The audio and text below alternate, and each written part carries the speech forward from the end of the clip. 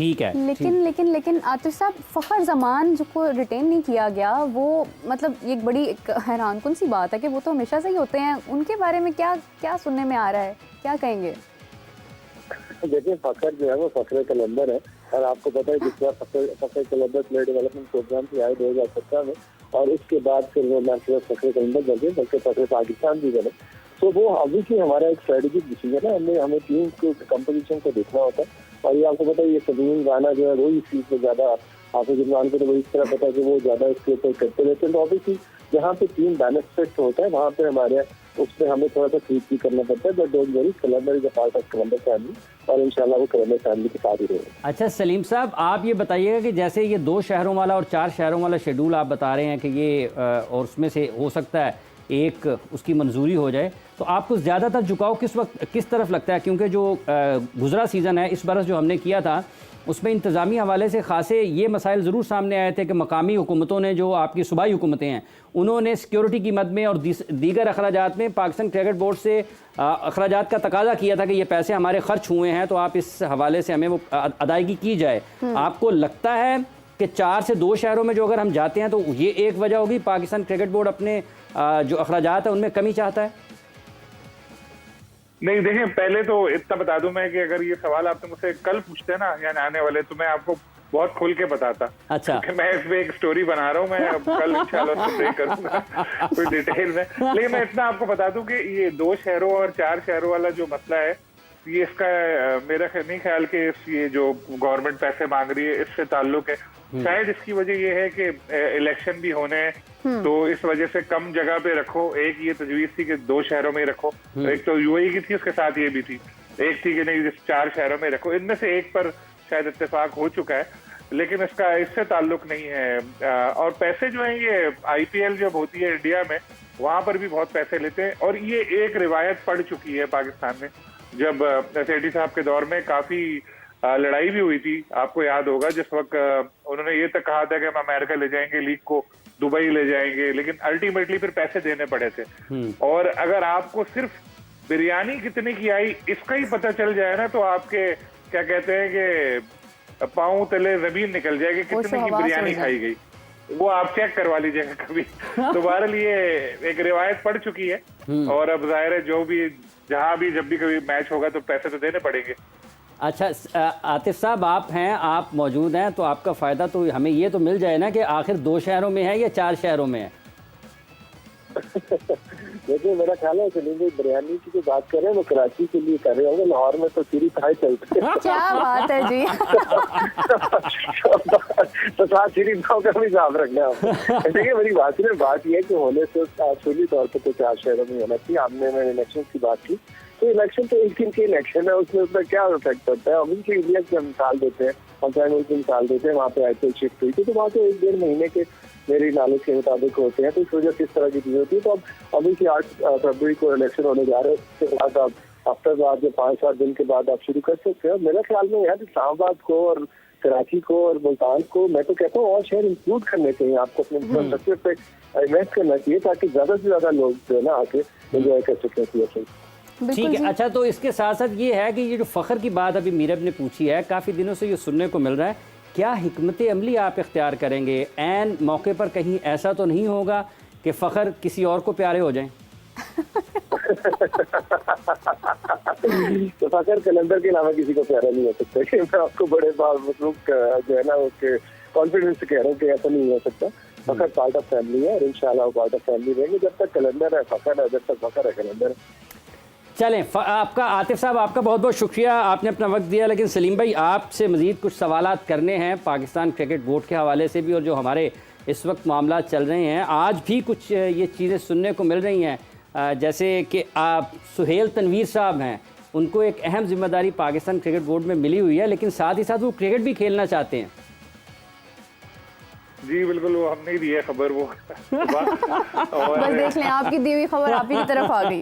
जी, तो ये अमेरिका में एक लीग हो रही है, तो कल उनकी मुझे एक ईमेल आई, तो जब मैंने टीमों के नाम देखे तो एक टीम के कैप्टन थे सुहेल तनवीर साहब, तो मुझे बड़ी हैरत हुई। तो मैंने आज एक उस हवाले से ट्वीट भी की है, मैं वजाहत भी पीसीबी से पूछा भी है कि है क्या क्या खेलेंगे, या इन्होंने उस वक्त कमिटमेंट की हुई थी जिस वक्त वो चीफ सेलेक्टर नहीं बने थे। क्योंकि तो सीधा सीधा कॉन्फ्लिक्ट ऑफ इंटरेस्ट हुआ कि एक जूनियर चीफ सेलेक्टर है, अभी वो क्रिकेट खेल रहा है और लीग खेलने के लिए जा रहा है, तो अभी तक ये क्लियर नहीं हुई है। लेकिन जो प्रेस रिलीज आया है जो मुंतजमीन का यूएसए वाला, मैं आपसे थोड़ी देर में शेयर भी कर लूंगा, आप उसमें पढ़ें। वाज़ेह तौर पे लिखा हुआ है कि सुहेल तनवीर एक टीम के कैप्टन है।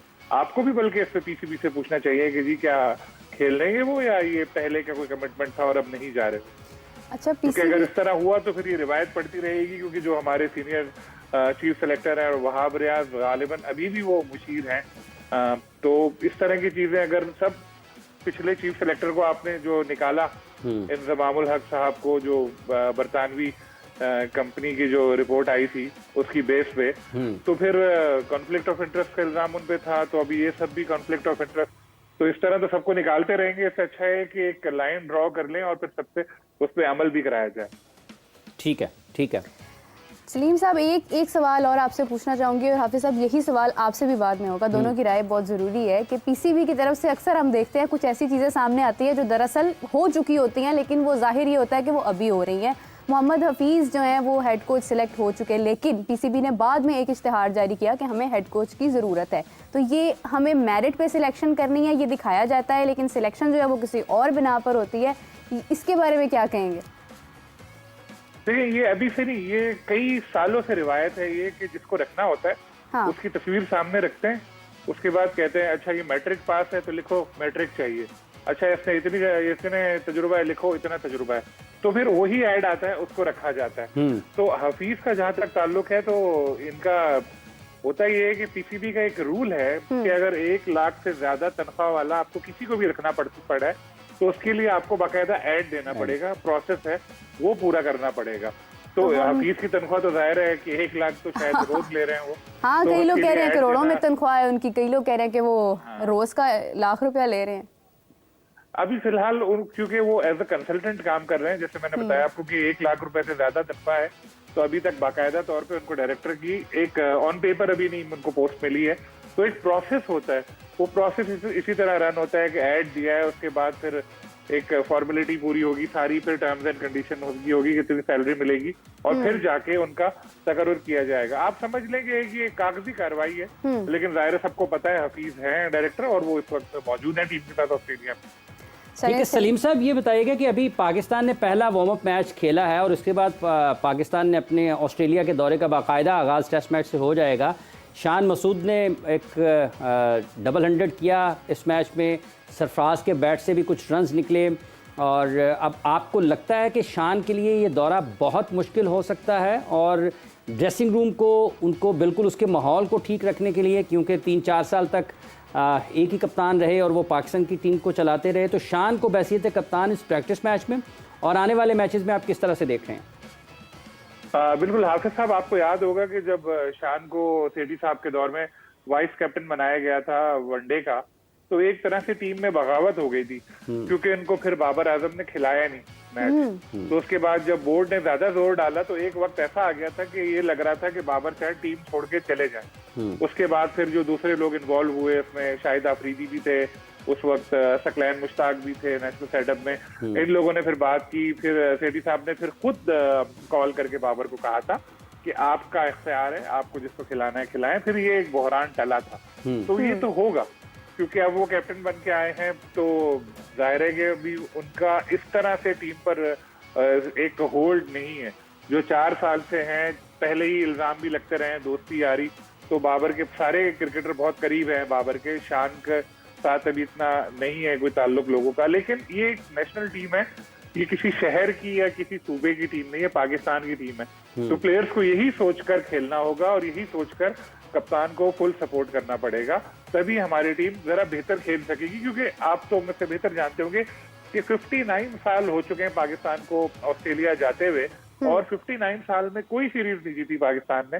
आखिरी मैच जीते हुए भी ऑस्ट्रेलिया में शायद 24 साल या 26 साल कितने साल हो चुके हैं। जो 2019 में आखिरी दफा पाकिस्तान ने दौरा किया ऑस्ट्रेलिया का, उसमें दोनों टेस्ट पाकिस्तान इनिंग से हार गया था। इमरान खान, वसीम अकरम, इंजमामुल हक, कितने बड़े बड़े कप्तान या बड़े बड़े प्लेयर्स को आप देख लें, कोई भी नहीं जीत सका ऑस्ट्रेलिया में। तो शान के ऊपर भी बड़ी जिम्मेदारी आयद होती है कि बेहतर परफॉर्मेंस लेकर आए। वीडियो पसंद आई हो तो लाइक करें, कमेंट्स करें, शेयर करें और हाँ, सब्सक्राइब करना मत भूलिएगा। अल्लाह हाफिज।